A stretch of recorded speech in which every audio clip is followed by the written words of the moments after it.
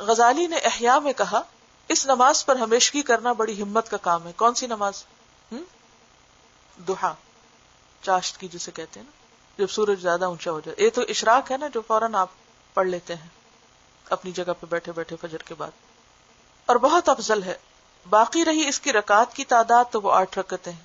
حضرت علی بن ابی طالب کی بہن ام ہانی نے روایت کیا کہ نبی صلی اللہ علیہ وسلم نے ضحیٰ کی نماز کی 8 رکعتیں پڑھی، ان کو لمبا کیا اور بڑا اچھا ادا کیا. یہ فتح مکہ کے موقع پر. اور اتنی رکعات اور کسی حدیث میں نہیں آئی، یعنی کسی اور صحابی نے یہ روایت نہیں کیا. اس سے پتہ چلتا ہے کہ اسی موقع پر آپ نے شاید 8 پڑھی ہیں، یہ ہر روز کا معمول نہیں تھا. حضرت عائشہ رضی اللہ عنہا نے روایت کیا ہے کہ رسول اللہ صلی اللہ علیہ وسلم ضحیٰ 4 رکعت پڑھتے تھے، اور جتنا اللہ کو منظور ہوتا زیادہ بھی کر لیتے، اور اس زیادہ کی حد نہیں، یعنی 2 بھی پڑھی جا سکتی ہیں، 4 بھی، 8 بھی، اس سے زیادہ بھی.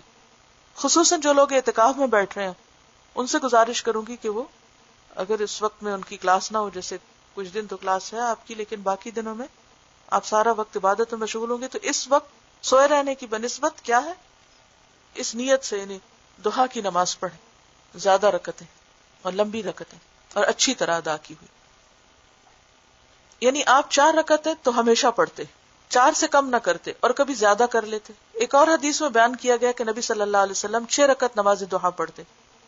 اس سے کیا پتہ چلتا ہے کہ معمولات حسب ضرورت فرق رہے، اگر فرصت ہے تو زیادہ اور اگر مصروفیت ہے تو کم، 4 سے کم نہ کرتے.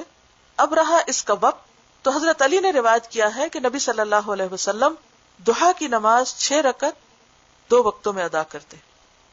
جب سورج نکلتا اور بلند ہوتا تو 2 رکعت پڑھتے، یعنی جو ہم اشراق کہتے ہیں جس کو، اور یہ دن کے دوسرے ورد کا پہلا حصہ ہے. جب سورج پھیل جاتا اور مشرق کی جانب سے چوتھے آسمان تک آ جاتا تو 4 رکعتیں پڑھتی، یعنی 10-11 بجے کے ٹائم پر.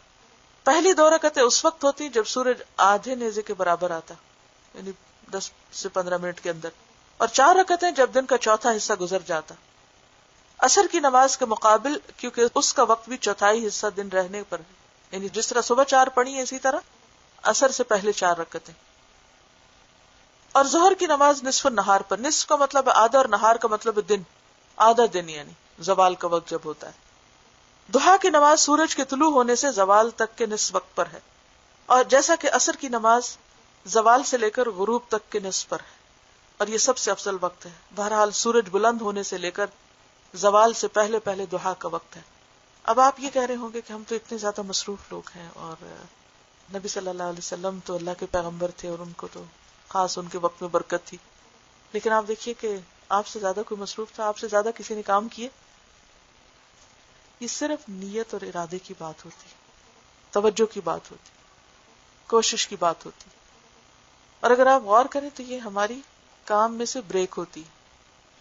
اب ایک ہی کام کیے جاتے ہیں، تھک جاتے ہیں، پروڈکٹیوٹی ختم ہو جاتی ہے، خصوصاً جو لوگ مینٹلی یعنی بزی ہوتے ہیں. تو اگر وہ اس کام میں تھوڑی بریک کر کے 2 رکعت مختصر بھی پڑھ لیں اور واپس آ جائیں تو ایکسرسائز بھی ہو جاتی ہے اور اللہ کا ذکر بھی ہو جاتا ہے اور عبادت بھی ہو جاتی ہے. لیکن بہرحال نفل تو نفل ہے، پھر آپ کی اپنی چاہت پر ہے.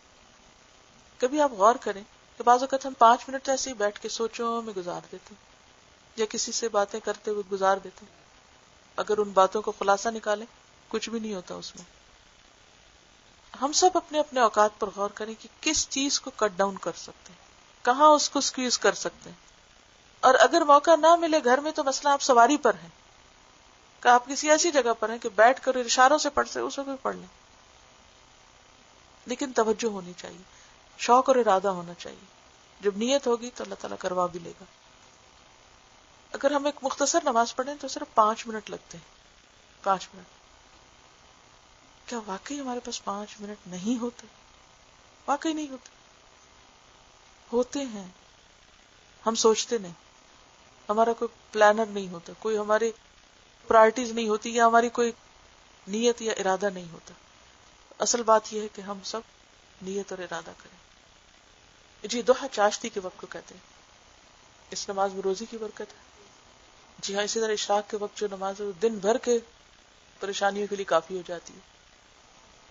جی اگر ہم مارننگ اور ایوننگ دعا ایگزیکٹلی آن ٹائم نہ بھی کر سکیں تو ہم کیا کر سکتے ہیں؟ سورج نکل آیا تو اس نکلتے ہوئے بھی پڑھ لیں، لیکن اس کا اصل وقت جو ہے وہ سورج نکلنے سے پہلے کا ہے. لیکن اگر نہیں پڑھی گئی تو چھوڑے نہیں، بعد میں بھی پڑھ لیں، کیونکہ ذکر جو ہے وہ شیطان کو دور کرتا ہے انسان سے. ذکر کا ایک اور نیا معنی بھی آپ نے سورۃ صاد میں پڑھا، کیا؟ شرف، عزت، بزرگی. تو ذکر کا باعث ہے. کیا مطلب؟ عزت کا باعث ہے. جب بندہ بندوں میں بیٹھ کے اللہ کو یاد کرتا ہے تو اللہ تعالیٰ اس بندے کو اتنا آنر بخشتے ہیں کہ اعلیٰ مجلس میں یاد کرتے ہیں. ان کا کہنا یہ ہے کہ بعض اوقات ہم ذکر کرتے ہیں لیکن ہمارا دل اس میں پوری طرح نہیں ہوتا، تو کیا کریں؟ تو بھی کرتے رہیں، کیونکہ وہ غفلت جو ہے ذکر ہی سے دور ہوگی، ذکر نہ کرنے سے دور نہیں ہوگی. دل سخت ہو جاتا نا تو دلوں کا نرم کیا چیز کرتی؟ اللہ کا ذکر کرتا ہے. تو جب سخت ہو، غافل ہو، کچھ ہو، کرنا شروع کر دے. اسے قرآن کھول کے پڑھنا شروع کرتے، جب آپ پڑھتے جائیں گے آپ دیکھیں گے تھوڑی دیر کے بعد آپ ان ہو جائیں گے. عصر سے پہلے پڑھ سکتے ہیں، 4 رکعت پڑھ سکتے ہیں، 2 بھی پڑھ سکتے ہیں. بین اذانین رکعتین، 2 اذانوں یعنی اذان اور اقامت کے بیچ میں 2 رکعتیں ہوتی. اگر آپ حج عمرے پر گئے ہو تو آپ نے دیکھا ہوگا کہ وہاں لوگ ہمیشہ کوئی بھی نماز ہو، حتیٰ کہ مغرب کے وقت بھی اذان ہوتی ہے اور فوراً 2 رکعتیں پڑھنے لگتے ہیں، کیونکہ قبولیت کا وقت ہے نا. اور نماز میں ہم کیا کرتے ہیں؟ دعائیں تو ساری مانگ رہے ہوتے ہیں، اوروں کے لیے بھی مانگ رہے ہوتے ہیں، اور خصوصاً جب ضالین کہتے ہیں نا تو اپنے بچوں کو یاد کر کے دعا مانگا کریں کہ اللہ ان کو بھٹکنے سے، ہم کو بھی اور ان سب کو اور باقی سب کو بھی، مسلمانوں کو بھٹکنے سے بچائے، کیونکہ ہر وقت ہم خطرے میں ہیں. اصل میں یہ بھی ہوتا ہے بعض اوقات کہ جب انسان کام کرتا ہے، جیسے آپ نہ کھانا کھائیں تو نہ کھائیں، لیکن جب آپ تھوڑا کھا لیتے ہیں تو آپ کو بھوک اور لگ جاتی ہے، ہوتا ہے نا ایسے.